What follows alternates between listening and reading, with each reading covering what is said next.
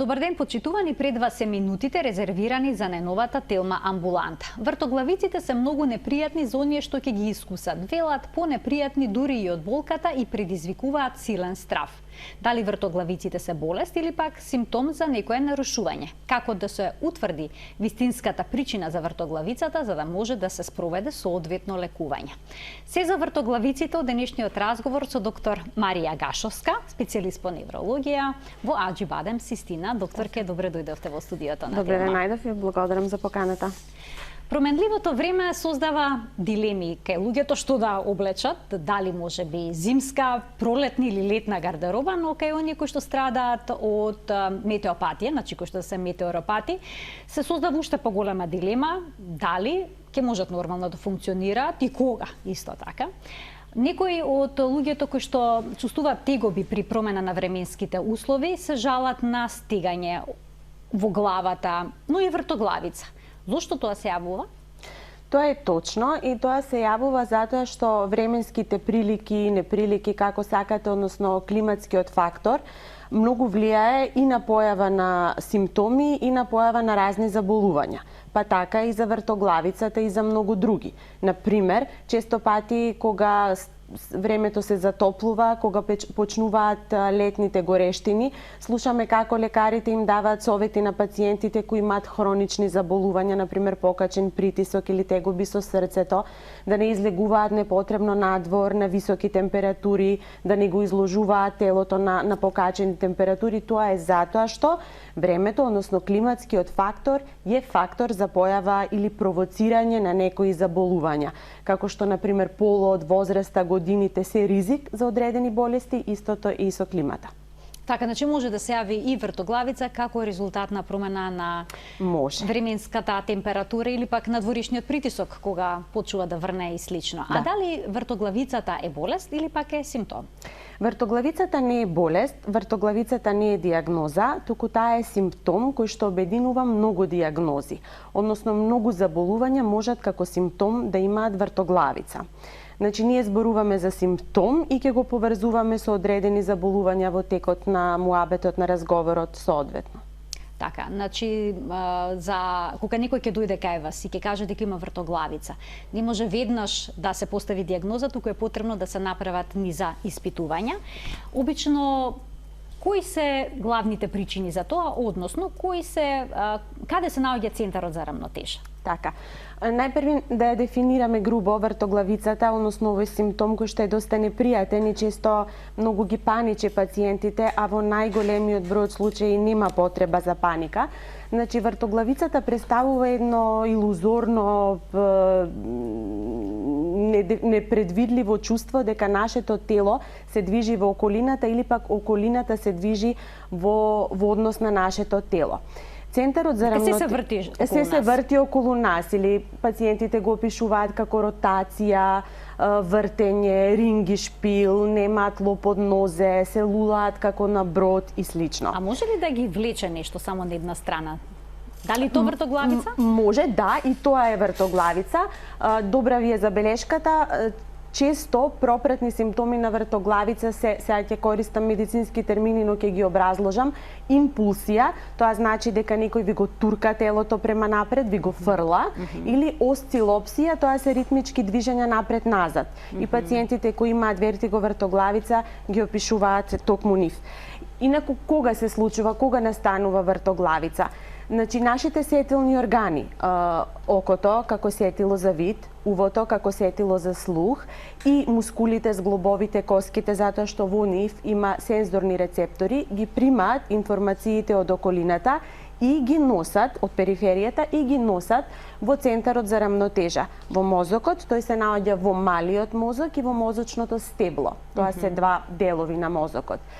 Кога е се во ред, ние имаме чувство дека имаме баланс, имаме рамнотежа. Меѓутоа, кога овие информации нема да бидат примени соодветно или ќе бидат процесуирани погрешно ради одредени заболувања, тогаш ние имаме чувство на дисбаланс, односно имаме вертиго или вртоглавица.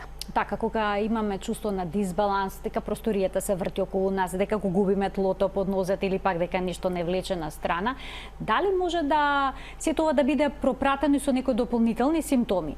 главоболка, мачнина, повраќање? Може. Вртоглавицата, бидејќи е симптом на други заболувања, често пати од тоа заболување има и други знаци и други симптоми, и токму тие не водат кон правата дијагноза, можеби, затоа што вртоглавицата е доста општ симптом. Најчесто со вртоглавицата се поврзани гадење и повраќање, понатака болка во уво, непријатни звуци во увото, медицински тинитус, зуење, да, позната и во народот. Понатака може да има други симптоми од типот на треска, покачена температура, ако се работи за инфективно заболување, нели тоа беше актуелно претходниот период, стегање во гради, градна болка, главоболката, не знам дали ја спомнав јас, вие спомнавте, многу други симптоми може да одат заедно со вртоглавицата, зависно за која болест зборувам. Докторке, некога се случува нагло да станеме и да ни се стемни пред очите. Вртоглавица ли е тоа? Не, тоа не е вртоглавица и треба да се направи разлика помеѓу тие два појмови. Значи, вртоглавицата секогаш е поврзана со движење, односно имаме чувство на движење. Додека ова за што вие зборувате, медицински пресинкопална реакција или народски она чувство како кога ќе пред да паднете во несвест, пред да изгубите свест, зашеметеност или омаменост. Тука немате проблем со движењето. Вртоглавицата најчесто се случува кога го движите вратот, кога мрдате главата, додека вториот ентитет за кој што зборуваме настанува кога ние од лежечка ќе станеме во седечка или стоечка позиција и тогаш настанува ортостатска хипотензија, притисокот паѓа. Или, не знам, ако сме биле дехидрирани, ако не внесуваме течности. Тоа не е вртоглавица. Тоа е дифузно, глобално во мозокот, моментално намален доток на кислород на крв. Може ли секогаш да се јавува при движење додека седиме или пак додека стоиме? Се случува ли кај некои луѓе во сон да се јави вртоглавица, односно при заспивањето или кога лежат со затворени очи да имаат чувство дека се врти околу нив? Се случува. Вртоглавица може да се јави било кога, и во спиење, и во движење, и во седење. Секога, најчесто е поврзана со движење на вратот, со промена на положбата на главата, а тој дел што го спомнавте со затворени очи, тоа е еден типичен пример кога ние ги затвораме очите и го исклучуваме сетилото за вид од учеството во нашата рамнотежа и ако подолго време ги затвориме очите, во суштина сите ќе доживееме некоја блага вртоглавица. Значи тоа е нормално? Тоа е нормално, да. И најчесто вртоглавицата е бениген симптом, односно не е често сериозна, како што многу пациенти мислат и се плашат. А има ли вртоглавици, форми на вртоглавици што почесто се јавуваат кај жените, отколку кај мажите, па и обратно? Има, полова зависност, дали има некаква? Има полова зависност. Поголем број од заболувањата, за жал или за среќа, на мажите се почести кај жени, така што и вртоглавицата, ако е составен дел од тоа заболување, ќе биде почеста кај жени. Например, мигрена или слабокрвност, почести се кај жени, па и вртоглавицата, ако ја има во склоп на тие заболувања, ќе биде почеста. Исто така, тука вреди да се спомнат и две, например, физиолошки состојби, нормални состојби, кога има вртоглавица, не зборуваме за болест, се почести кај жените, тоа се периодот на не почести, туку ексклузивитет на жените, тоа е периодот на бременост или менструалниот циклус. Многу пати жените ќе се пожалат на вртоглавица во овие состојби, пак ќе кажам, тоа се физиолошки, нормални, а се ексклузивитет на жената. Така, сега доколку се јави ненадено вртоглавицата, обично кај луѓето предизвикува силно чувство на страв. Кога велите дека вртоглавицата е акутна? Што значи? Колку дена треба да трае или може би часови, не знам. Колку време? Вртоглавицата, ако се јави нагло, акутно наеднаш, зборуваме за секунди или за минути. Значи, пациентот буквално ќе ви каже дека му се срушило тлото под нозете, дека се врти, дека се му се врти, дека паднал или дека ќе падне не во безсознание, туку на тлото, на земјата, да. И најчесто акутно настанатите вртоглавици се централни, односно по потекло од мозокот. Тие често се симптом на мозочен удар, од крваречки тип или инфаркт. Тоа е акутно, нагло, промптно настанато. Секако, не секоја акутна вртоглавица мозочен удар. Ние лекарите на преглед ќе констатираме и други знаци на мозочен удар и тогаш ќе кажеме да, вашата вртоглавица е во склоп на мозочен удар. Додека вртоглавиците кои што настануваат во рок од неколку недели или месеци со тенденција на прогресивно влошување, тие се најчесто од дефицит на одредени витамини, например витаминот B12 и Е може да одат со вртоглавица во клиничката слика, труење со одредени материи, плејада други заболувања. Има да кажеме и наследни болести каде што има вртоглавица, тие се викаат хередитарни атакси, тоа е медицинскиот термин, и тие, например, нема акутен почеток, тие се хронични, пациентите ги имаат постојано, се провлекуваат во семејства. Така, значи, ако некој има хронична вртоглавица, се навикнува ли да живее со овој проблем? Бидејќи нели споменавме дека се јавува страф обично силен кај пациентите кои што ќе го искусат, кои што ќе искусат вртоглавица. Чувството на вртоглавица е непријатно. Не е толку опасно колку што е непријатно. Предпоставувам дека дел од пациентите се веќе навикнати и го менаџираат тоа. Не знам, користат помагало при одење или секогаш се во близина на некој што може да им помогне или на нешто да се потпрат. Тоа е поретко кога вртоглавицата останува како трае симптом. Најчесто е бенигна, безазлена и лечлива. Што е најважно, дека може да се излекува. Споменавте дека централните вртоглавици потекнуваат од мозокот. Ги споменавте всушност местата кои што се одговорни во мозокот за рамнотежата на човекот. Дали е тука вклучен и вратот како мозочно ткиво? Не. Кога зборуваме за централен нервен систем, мислиме само на мозок. Тоа е периферија, да. А периферните вртоглавици? Периферните вртоглавици најчесто се по потекло од увото, односно од центарот за рамнотежа кој што се наоѓа во внатрешното уво и се вика лабиринт. Тоа е посебен орган. Од тука потекнува и излегува и нервот за слушање и за рамнотежа, вестибулокохлеарниот нерв, и кога тие ќе бидат афектирани, вклучени во некоја состојба, тогаш се јавува периферна вртоглавица. Например, тоа е воспаление на увото, воспаление на вестибуларниот нерв, Мениеровата болест, како еден вид на бродска болест ја опишуваат пациентите, тоа се периферни вртоглавици. И најчесто тие изгледаат подраматично, побрутално, потешко за пациентите отколку централните. А дали спондилозата, односно проблемот со рбетот во вратниот дел може да создаде вртоглавици? Може. Тоа е периферна вртоглавица. Тоа е една можеби од најчестите причини за вртоглавица во денешниот период и со начинот на живење кој што го имаме денес. Во суштина, рбетникот представува дел од скелетниот систем. Тука имате коски, има мускули, има лигаменти, има врски. Сите тие содржат сензорни рецептори, тоа се многу ситни нервни клетки кои што ги примаат информациите за положба и движење во секој еден момент. И кога тие информации ќе дојдат, пак ќе кажам, како погрешни при некое нагло движење или конкретно ме прашувате за дегенеративни заболувања, кога зглобовите се воспалени, кога зглобовите се неподвижни, артрозни, мускулите напнати, тоа ќе се манифестира како вртоглавица. Така, значи пациенти со дискус хернија во вратниот дел исто така може да го почувствуваат? Може, да. Овој проблем еве најдов и со остеоартритис, ако не се лажам. Да. Зошто пак во овој случај? Пршлените? Остеоартритис значи воспаление. Не мора да биде секогаш инфективна етиологијата, има многу воспаленија, автоимуни и ред други. Тоа подразбира исто така болен зглоб. Значи тој е отечен, воспален, тешко подвижен, така што механизмот е истиот преку тие проприорецептори, односно сигналот дека положбата во тој зглоб не е во ред, болна е, зглобот е болен. На вртоглавица често се жалат луѓето кои што долго време работат на компјутер.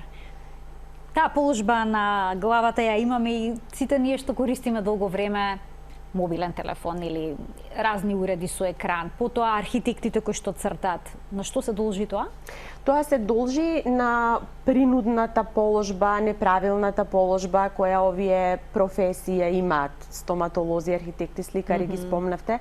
Значи тие се во искривена положба, нивниот рбетен столб е во неприродна положба, мускулите се напнати и тоа е причината зошто тие почесто добиваат вртоглавици. А кај луѓето кои што подолго време минуваат пред компјутер, исто така и визуелниот момент е битен. Например, вие нон-стоп гледате во екранот и некогаш, како кога сме на брод, например, треба да го фокусираме погледот на хоризонтот во една точка за да немаме вртоглавица. Истиот механизам е и кај луѓето кои што подолго време се пред екрани. А може ли лошиот избор на перница за спиење и лошо поставената позиција на вратот во текот на сонот да ни создаде ваков проблем, да се разбудиме со вртоглавица? Може. И тоа е доста често. Повторно зборуваме за променета положба на вратот. Знаете, тој е носач и вратот секогаш ја следи положбата на телото. Или, например, ако некој позади нас не викне, слушнеме звук или сакаме нешто да се свртиме, положбата се менува и тогаш може да се јави при нагло движење покрет да се јави вртоглавица. Ако имаме интензивен стрес? Па да, во суштина и тогаш вртоглавица може да се јави, нели нормално, ние секогаш копаме подлабоко и бараме да исклучиме посериозна причина, како би рекле дека вртоглавицата е од стрес. Стрес, напнатост, анксиозност, панични напади, многу често знаат да бидат пропратени со вртоглавица, тогаш многу често пациентите во така еден паничен атак, напад доаѓаат и се прилично исплашени. Кога ќе дојде пациент со вртоглавица кај вас, какви прегледи спроведувате? Дали секогаш треба да застане со затворени очи, со расширени раце и зошто тоа се прави доколку го применувате? Така.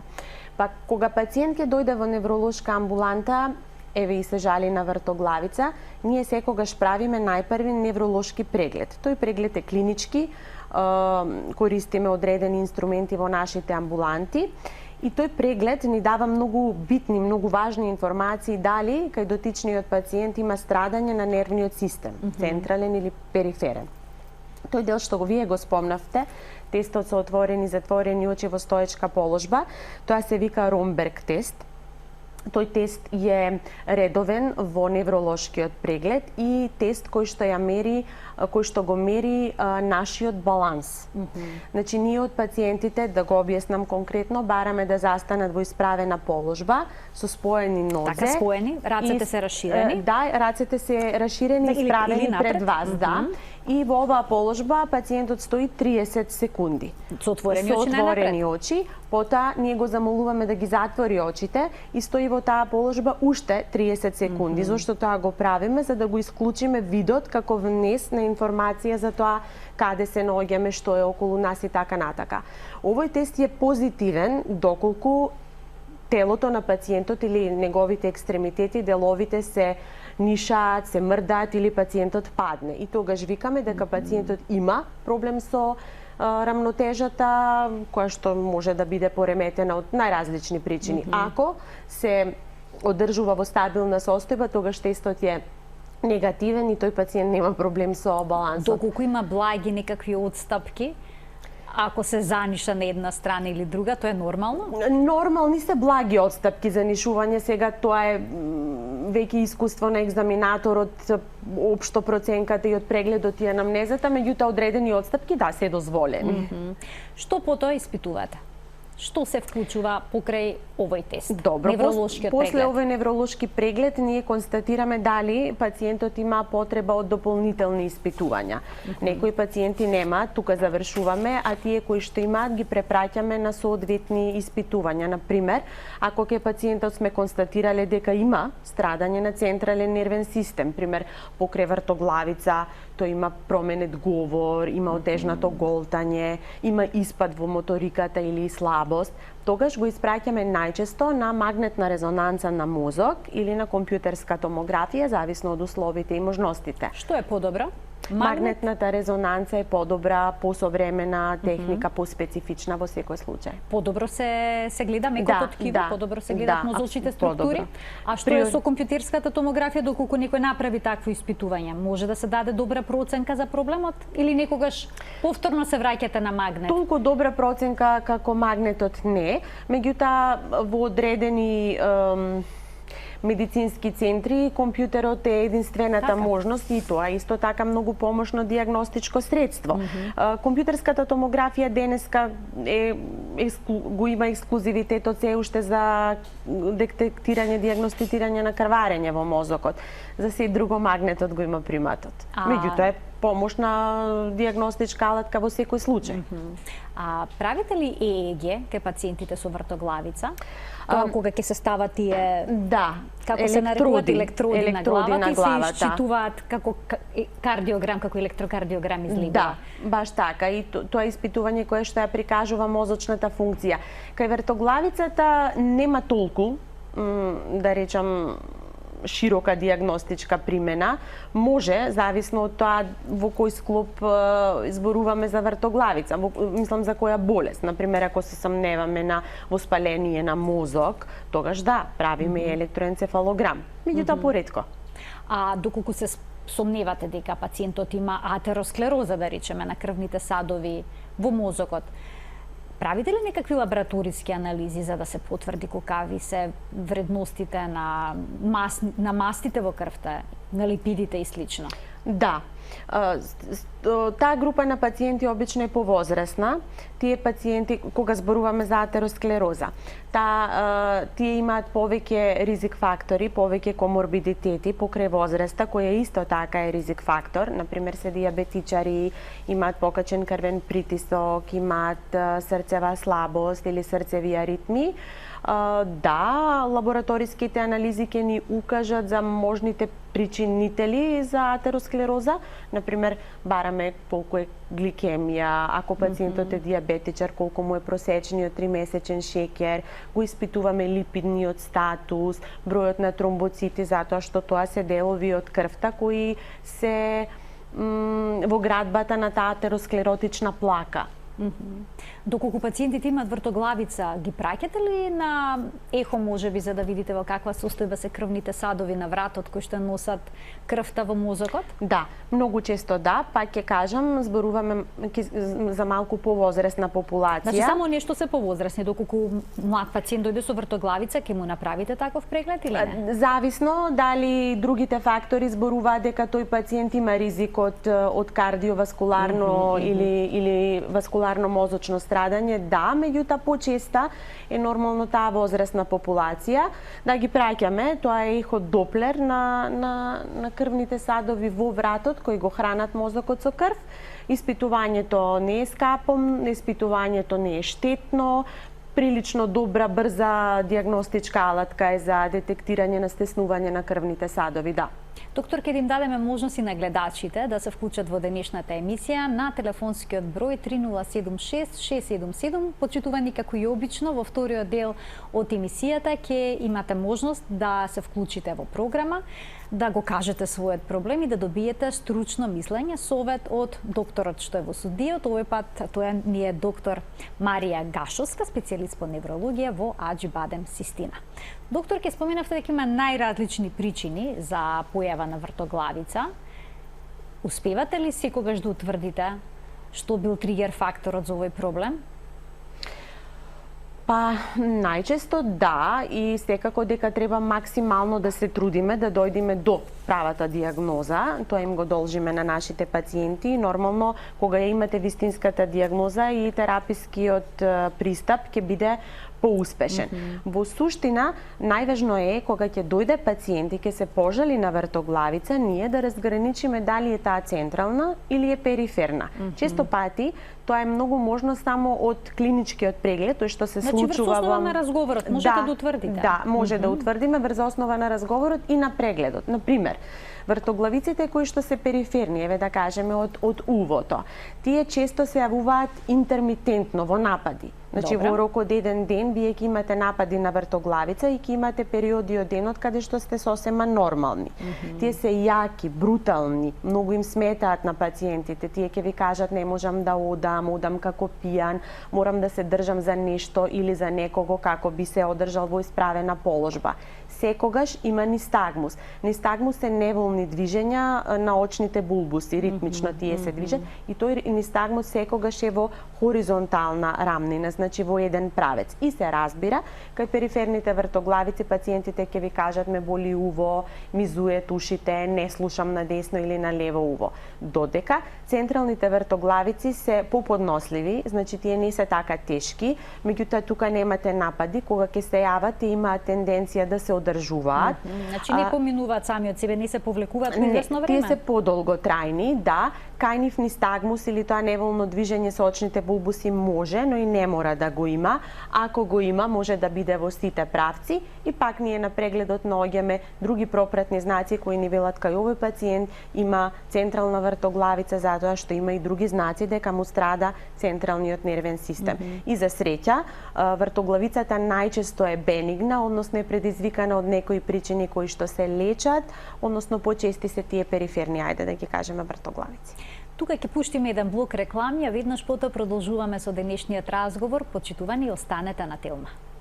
Со доктор Марија Гашовска, специјалист по неврологија во Аџибадем Систина, денеска зборуваме за проблемот со вртоглавиците, исклучително непријатна состојба која што пациентите велат дека е полоша дури и од болката и предизвикува силен страв.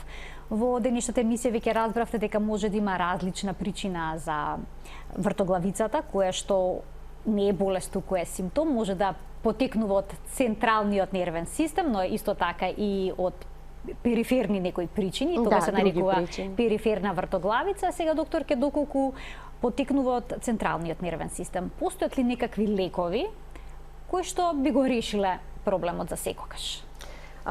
Зависи која е причината. И ние лекуваме причината. Например, ако се јави вртоглавица како симптом на мозочен удар, тоа е најчесто, ние викаме таа задна циркулација или базиларната артерија, тогаш го третираме мозочниот удар. Не го третираме симптомот на вртоглавица. Се случува некогаш вртоглавицата да е непријатна, индивидуално секој пациент различно ја поднесува, нели она што за мене е блага вртоглавица, за вас може да биде многу лошо чувство и тогаш ја лекуваме симптоматски. Даваме лекови со кои ја ублажуваме или во најдобар случај целосно ќе ја прекинеме. Има ли пациенти кои што се соочуваат со силни повраќања? При тоа треба ли да се спречи нагонот за повраќање, може би да се земат електролити за да не дехидрира? Да, апсолутно. Прво пациентот ако повраќа, што може да се случи кај голем дел од болестите кои што одат со вртоглавица, ако повраќа, тој не може да прима терапија преку уста, нели ќе ги поврати лековите. Па мора тогаш во најблиската амбуланта каде што може да се даде парентерална или венска терапија да добие лекови за спречување на повраќањето и нормално ако повраќа упорно долго, не внесува вода и храна и ако се работи за помлад пациент или дете, можноста за дехидрирање е голема и секако тука треба да се реагира побрзо и посериозно. Имаме гледач кој што ќе го вклучиме во програма. Добар ден за него. Добар ден. Повелете. Поздрав до докторката и до вас. Имам едно прашање кое многу ме интересира. На 10 годишна возраст ми е повредена тешко главата. Имам главнатина горе на черепот, меѓутоа не знаев да каква повреда се работи. 97 година бев претепана од криминалци и шутирана во главата. Добив хематом, меѓутоа успеав на време да го разбием, ама со компјутерската томографија ми установија стара повреда на главата. Кога сум била 10 годишна, ми дадоа диагноза атрофија на ципата на мозокот. И после тоа, уште 3 години подоцна, па сама си ја повреди главата, значи на 3 пати ми е тешко повредена главата. И од тогаш навака пијам депакине хроно од 300 или 350 милиграма. Меѓутоа, увото, уште од девојче ми зуи десното уво, може би е последица од таа повреда како дете. И со секој ден се повеќе ми зуи, а ми се јавуват веќе и се почести вртоглавици. Каде да се обратам? Пробав, правев и тестови на вратните жилки, во рецте. Само имам и јаки вртоглавици и не знам каква е состојбата со типата на мозокот. Така, ви благодарам за вклучувањето. Предпоставам дилемата на пациентката дали овие повреди се поврзани со вртоглавиците и со зуењето во ушите кое што го чувствува.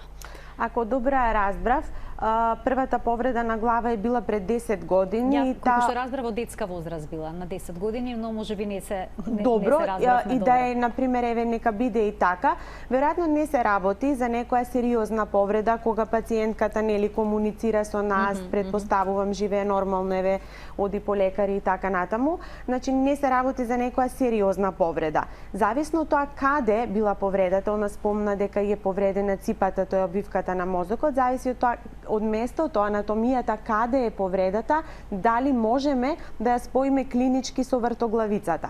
Кажа дека има зуење на увото уште од тогаш, од повредата, најверојатно тоа е поврзано со повредата. Она направила други испитувања кои што исклучуваат, предпоставувам, сериозна причина. Овдека треба да се лекува симптоматски и вртоглавицата и зуењето со ист лек или со комбинација на лекови. Сега зуењето на увото малку е тешко за лекување, често немаме доволен успех, меѓутоа па и не е некој симптом што многу смета и обично пациентите го толерираат. Најтешко им е ноќе кога ќе легнат ке спијат, се е апсолутна тишина, па тогаш доминира и тогаш ги нервира. Даваме некогаш и седативи за смирување, зависно од тоа колку смета, за колка возраст на пациентот се работи. Во овој случај направени се испитувања, кажа гледачката, повеќе, нема простор за паника, овдека би третирале симптоматски. Што е со пациентите кои што имаат вртоглавица како резултат на некоја промена на вратот? Што советувате таму? Дали масажата на вратот може да помогне? Најпрвин тука зависно тоа колку се изразени тие дегенеративни промени, најчесто дегенерација, значи старење на тој коскино мускулен дел со текот на годините старе, или ако имаат повреда при сообраќајни незгоди, падови, ќе се фацилитира, ќе се забрза периодот на старење. Тогаш најдобро е после сите снимања, ако се исклучи потреба од оперативен хируршки третман, пациентите да си побараат традиционална физикална терапија. Масажата во некои делови е индицирана, во некои е контраиндицирана, зависно, меѓутоа тоа е најдобар начин за да се одржи анатомската стабилност на тој дел од системот. Значи физикална терапија, редовни вежби, одржување на системот за рамнотежа и вратниот дел како негов дел во постојан тонус, да кажам. Исто така прочитав дека доколку се работи за некаков проблем со вртоглавица кој што потекнува од централниот нервен систем, се прават некои вежби со промена на положбата на телото при лежење. Да. Кому се советуваат и зошто се прават тие? Тоа се тестови не се кај централна, туку кај периферна вртоглавица. Ги прават обично ушните лекари или лекари од општа пракса. Тоа се позициони тестови со кои што ние и диагностицираме и го третираме вертигото, периферното вертиго. Суштината е, пациентот се поставува во одредена положба, седечка, па се легнува, главата се врти за 30 степени во лево, па во десно. Ние како лекари пратиме дали има нистагмус, пациентот го прашуваме дали чувствува вртоглавица. Тоа е за да се наместат кристалите во внатрешното уво, така да се изразам, како би се спречила вртоглавицата. Тоа е маневар, тест, лесен и често многу корисен. Така, значи се работи за периферна вртоглавица во овој случај. Колку често се случува пациенти да дојдат со еден куп документација направена, еден куп испитувања за вртоглавицата и при тоа да не биде најдено решението и тие на своја рака да почнат да земаат некои препарати на природна база за ширење на крвните садови, како што да речеме гинко и слично. И помагаат ли тие? Се случува често. Оваа проблематика малку е општа, широка и често пати е потребно да се направи поширока диагностика како би се дошло до правата диагноза, така да има многу, а од друга страна симптомот е непријатен и ги тера пациентите да бараат помош. И за нас е тоа во некој случај олеснително кога ќе ви дојде во амбуланта со целокупната документација, па вие само треба да поставите диагноза и да го третирате. Гинко препаратите се билен хербален препарат, достапен, значи и без рецепт, пациентите може да си го купат и сами. И освен тоа што се користи, мислам најчестата примена му е нели за да се подобрат мнестичките потешкоти кај пациенти кои што се заборавни, дементни, пациентите го користат и како лек против вртоглавица, доколку често успева, има ефекти, доколку успе, тоа е добро бидејќи не е хемија, не е... Така. Имаме уште еден гледач. Природен лек. Така. Имаме уште еден гледач што ќе добие можност да се вклучи во денешната телма амбуланта со прашање. Добар ден за него. Ало, добар ден. Повелете. Имам едно прашање за докторката, ако може да ми објасни. Така, ве слушаме, повелете. Значи, вака, јас имам вратна спондилоза и мислам со години си ја носам. Сега не можам да легнам на грб, ако легнам на грб имам вртоглавици, морам на страна да лежам или на стомак. Тука што ви ми препорачала. Така. Ви благодарам за вклучувањето во емисија. Каква препорака вие сега како невролог би дале во овој случај? Еве пациентката добро го објасна својот проблем, значи таа страда од вратна спондилоза и положбата на вратот ја предизвикува вртоглавицата. Значи ако лежи на грб, таа има вртоглавица. Спиењето во бочна положба на бок овдека е олеснителна околност, мислам тогаш нема, така да се советува например да спие така. А ако вратната спондилоза и предизвикува и други симптоми, например болка во вратот, ограничени движења, чувство на напнатост, таа треба да применува физикална терапија како најделотворен лек. А што им советувате на пациентите кои што имаат мигрена, силни мигренозни болки, проследени со вртоглавица? Вртоглавицата кај мигрената е чест симптом, често пати се јавува и во тие продормални знаци, тоа значи симптоми кои што ќе наговестат дека ќе се случи мигрена. Често пати ја има и после мигренозната главоболка, бидејќи тоа е силна болка. Во суштина тогаш болката е она што доминира, што е несносно и пациентите тогаш бараат лек за болката. Вртоглавицата не е толку изразена и не е симптом во преден план. Кај мигрената болката е таа што ја третираме нормално. Ако многу им се врти, ако нели го пишува тоа ротационо чувство нестабилност, ги даваме истите лекови, хистамински препарати, гинко препарати, зависно од тежината. Така. Се прават ли некакви посебни испитувања кога е во прашање мигрена и вртоглавица? Вртоглавицата многу честа е кај базиларната мигрена. Тоа е еден ентитет кој што често пати пред да се јави главоболка. Значи имате вртоглавица, имате симптоми кои што многу личат на мозочен удар од таа задна циркулација која што ја споменавме претходно, значи акутно се јавува таа вртоглавица. И често, особено во првите напади, кога не сме сигурни дека таа пациентка или пациент има базиларна мигрена, ние го сваќаме посериозно и снимаме, правиме најчесто магнетна резонанца за да исклучиме васкуларно страдање, удар. Па после тоа, обично после 15 минути од појавата на вртоглавица се јавува таа фамозна јака мигренозна главоболка и тогаш е веќе појасно за што се работи. Уште еден гледач ке вклучиме. Добар ден за него. Добар ден, среќен ден. Ви благодарам исто и вам. Повелете кој е вашето прашање. Јас сум на возраст на 69 години. Пред 6 години бев во Канада, Торонто, кај сестра ми. Бидејќи не можев да ја поднесам климата, со стресови сум и почина брат, мајка и татко. Отидов таму и таму проблеми исто како ваму. Не можев и се вратив. Кога се вратив, јас добив толку јаки вртоглавици и бучење во ушите. Нема кај што не отидов, нема што не пробав. Мене ми рекла спондилоза на вратната кичма и на вратот. И на компјутер бев, и на бај бев, ама нема лекар кај што не отидов. пием лекарства, јас немам никаква помош. А толку ми смета обучењето, толку ми го качува притисокот, не можам... Така, сигурно исклучително непријатно да се живее со хронична вртоглавица, проследена со бучење во ушите, значи дијагнозата ви е спондилоза.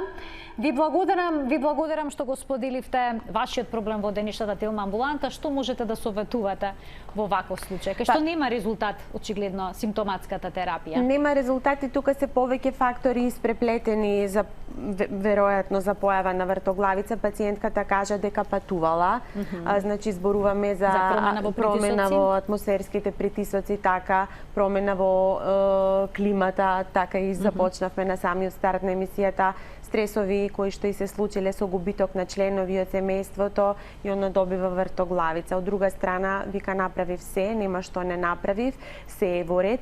Може би оваа вртоглавица треба да се третира веќе во склоп на некоја анксиозност, депресивно зависи што доминира моментално какво расположение кај пациентката. Значи би било добра една консултација со стручно лице од област на психијатрија?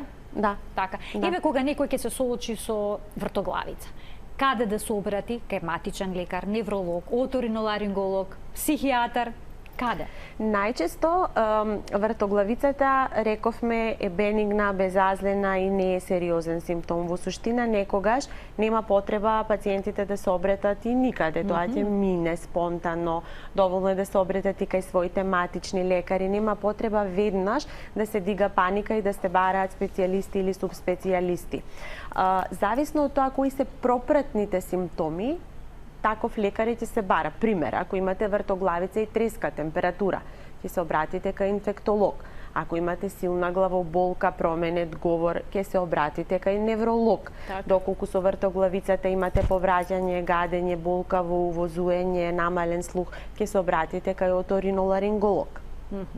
Така, значи зависно... Во суштина и другите симптоми што пациентот ги има, многу зависат каде ќе оди, каде да побара помош. Ако е само вртоглавицата, чувството на движење, тогаш и треба малку трпеливост. Што говори вашето искуство? Кај колкав дел од пациентите спонтано се решава проблемот, многу брзо, се повторували? Зависно од етиологијата, од причината зошто се јавила вртоглавицата, во суштина секогаш е најдобро колку што може повеќе да се приближите до правата дијагноза за вертигото, за вртоглавицата и да го третирате тој проблем. Ако се најде причината, тогаш има решение. Тука секогаш има успех. Например, ако се работи, не знам, еве за воспаление на вестибуларниот нерв, тогаш го лечите, тоа е во склоп на воспаление на увото, синусите или грлото. Тогаш го лечите тоа воспаление и знаците на вертиго ќе исчезнат и спонтано, обично за 2-3 недели. Ако се пролонгираат, даваме симптоматска терапија. Во суштина, најдобро е да го лечите основниот проблем, а не симптомот. И тука секогаш има успех. Јас ви благодарам за вашето денешно гостување во Телма амбуланта и што ни дадовте појаснување за овој релативно чест проблем, бидејќи речиси секој од нас. Еден од најчестите, да. Барем еднаш во животот се соочил со несвестица или пак со вртоглавица, која што создава исклучително голема непријатност. Ви благодарам на поканата и се надевам дека бевме корисни за гледачите. Секако. Почитувани, ви благодарам и вам за вниманието со кое што не следевте. Еве денеска заедно научивме нешто ново за вртоглавиците. Се гледаме секој работен ден на Телма во 12:45, односно 12 часот и 50 минути. До гледање.